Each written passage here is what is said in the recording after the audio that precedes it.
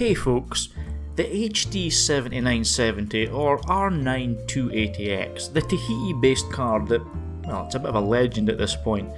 It's got so much to answer for when it comes to this channel. It was the first card that I had when I started uploading videos, and this card in particular, the XFX HD7970 Ghost, has also got a lot to answer for, because I remember back when it launched looking in magazines and on websites and thinking to myself that this $500 card was something that I would absolutely love to have.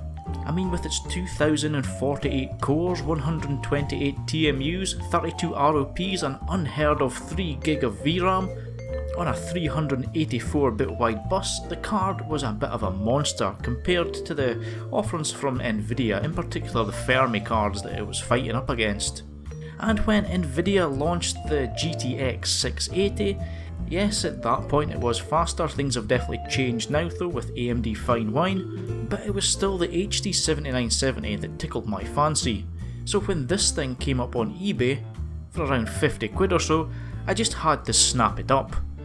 But unfortunately, I think I might have got a little bit more than I bargained for with this card. Now, there's been a good few cards that came through the channel over the last few years, and I really enjoy stripping them down and refurbishing them, try to eke that little bit of performance out that might have been lost over time.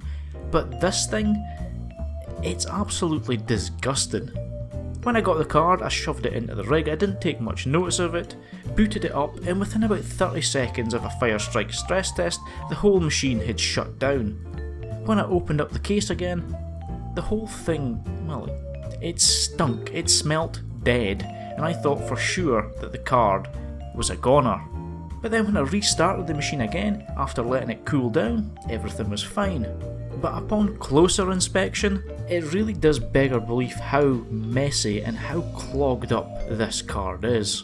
I mean, it's an XFX HD7970 Ghost Edition. This is not some lower tier card. This was probably one of the highest quality cards out there when it launched.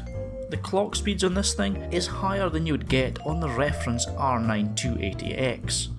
So to see it being cared for with such, well, little care, it was quite disheartening.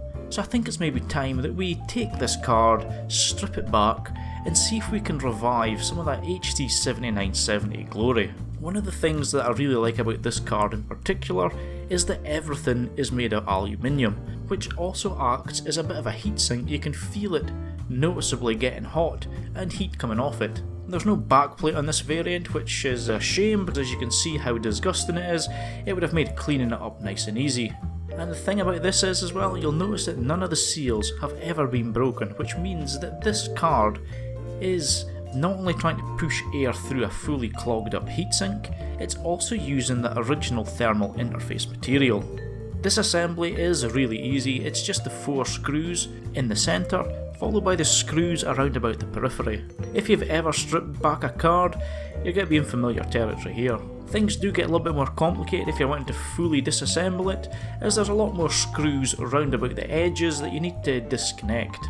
But all in all, if you do it methodically, you're not going to have an issue. With everything unscrewed, we can then take the card apart and start to appreciate just how hard a life it's had. The thermal paste here, it's pretty much baked on at this point. It's not going to be doing anything, and the thermal pads across the VRM and memory, well, they're pretty much crumbling too, probably from years of heat cycling and dust and grime clog up. But these are definitely going to need replaced before we attempt to run the card. And you know you've got a problem when the dust bunnies on your card are larger than the VRMs that the card is using. Now, it's important to note that these kind of dust bunnies are actually a fire hazard. Now, if you think about it, it's not going to take much for something made of fluff, oil and grime to suddenly combust when things get hot, especially if you used it in a case that wasn't well ventilated. So I'm really glad that we got this card when we did. I'd say it was probably knocking on death's door if it was to continue being used in the state that I got it in. As you can see, the fans and heatsink here are pretty much, well, they're clogged to the nines. So for the heatsinks, there was only one thing for it, and that was a power wash and a steep in boiling water. Now, there's nothing wrong with using water to clean up your components on your PC. I mean, you can put stuff into a dishwasher if you really wanted, but what is really important is that if you do use water to clean, you've got to let it all fully dry before reassembling, and especially before turning it back on. The PCB itself was really easy to clean using the usual method of electrical contact cleaner and a data vac to blow off all the dust. Like the fin stack, I placed everything else in boiling water, all the shrouds, the HD7970 nameplate, and I cleaned up the fans by hand, as well as adding a little bit of oil into the back. And I must say that I'm really pleased with this refurb. I've added new thermal pads, I've added some thermal grizzly cryonaut onto it, and I've screwed everything back together. And the difference in noise and in heat output, it's simply astounding. This is by far and away the biggest difference I've ever seen when cleaning a card up.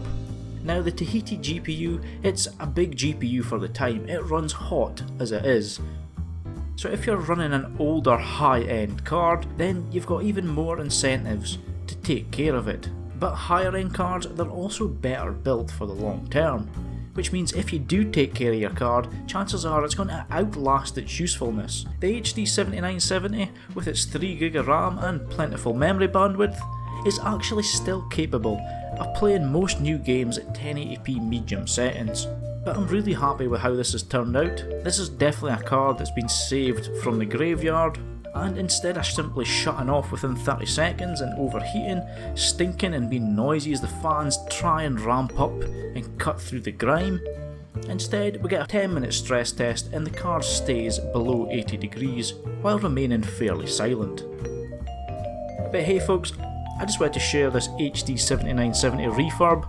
It's one of my favourite cars of all time, so I'm really happy that I've been able to find this one and kind of bring it back to life.